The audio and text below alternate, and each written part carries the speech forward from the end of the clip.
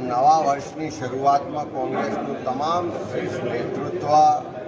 અમારા આગેવાનો, કાર્યકરો સૌ આજે ખોડલધામ ખાતે મા ખોડલના ચરણોમાં શીશ ઝુકાવ્યું છે, પૂજા અર્ચન કરી અને ધ્વજારોહણ કર્યું છે અને સૌએ માતા પાસે પ્રાર્થના કરી છે કે ગુજરાતના સર્વ સમાજના, સર્વ વિસ્તારના, સર્વનું કલ્યાણ થાય,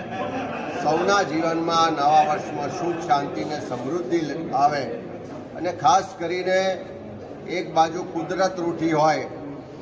ગુજરાતમાં કમોસમી વરસાદને કારણે આજે આપણે જોઈએ છે કે ચારે તરફ ખેડૂતો આર્થિક રીતે પાયમાલ થયા છે, એમનો ઊભો પાક, એની આખા વર્ષની મહેનત આજે પાણીમાં છે અને આવું વારંવાર થાય છે. બીજી તરફ ચારે બાજુ કાયદો વ્યવસ્થાની પરિસ્થિતિ કથળી છે,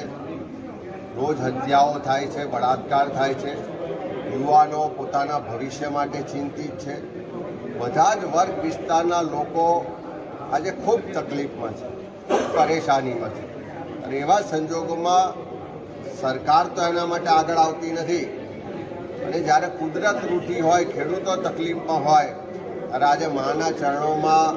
શીશ ઝુકાવીને અમે સૌએ પ્રાર્થના પણ કરી છે અને સંકલ્પ કર્યો છે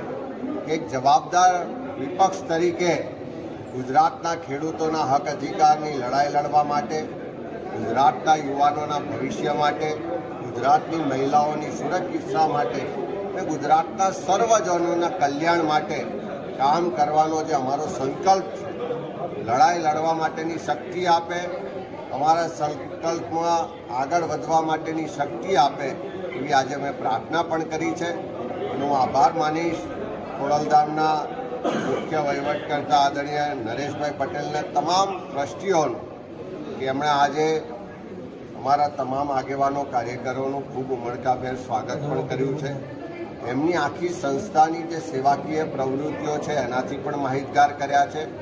આવનારા દિવસોમાં ગુજરાત અને ગુજરાતીઓના કલ્યાણ માટે કામ કરવાનો સંકલ્પ સાથે આજે અમે ધ્વજારોહણ કર્યું છે.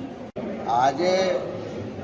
જે દર્શન કર્યા છે, પૂજા કરી છે, ધ્વજારોહણ કરી છે, ફક્ત ને ફક્ત સર્વના કલ્યાણ માટેની પ્રાર્થના અને કામના સાથે કરી છે. કોઈ પણ રાજકીય એજન્ડા સાથે, કોઈ પણ રાજકીય ઈરાદા સાથે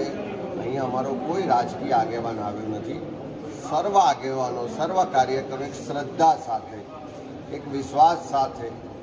માના ચરણોમાં શીશ ઝુકાવીને પ્રાર્થના કરી છે અને અમને શક્તિ આપે કે અમે ગુજરાતના લોકો માટે કામ કરવા માટે જે સંઘર્ષ છે, જે પડકારો છે, એમાં સારી રીતે કામ કરી શકીએ, સર્વ સમાજને સાથે રાખી અને એના કલ્યાણ માટેની કામના કરીએ. જે ગુજરાત એક પ્રગતિશીલ રાજ્ય તરીકે આખા દેશમાં જાણીતું હતું, જે ગુજરાત ગાંધી સરદારનું ગુજરાત શાંતિ માટે, સલામતી માટે જાણીતું હતું, વેપાર માટે જાણીતું હતું, એમાં આજે બધા જ લોકો તકલીફમાં છે. એવા સમયમાં બધાનો અવાજ બનવાની તાકાત મળે, બધાના હક અધિકારની લડાઈ લડવાની તાકાત મળે અને સર્વનું કલ્યાણની કામના સાથે આજે અમે આવ્યા છે. કોઈ રાજકીય એજન્ડા સાથે પણ નથી આવ્યા અને કોઈ રાજકીય ચર્ચા કરવા પણ નથી આવ્યા.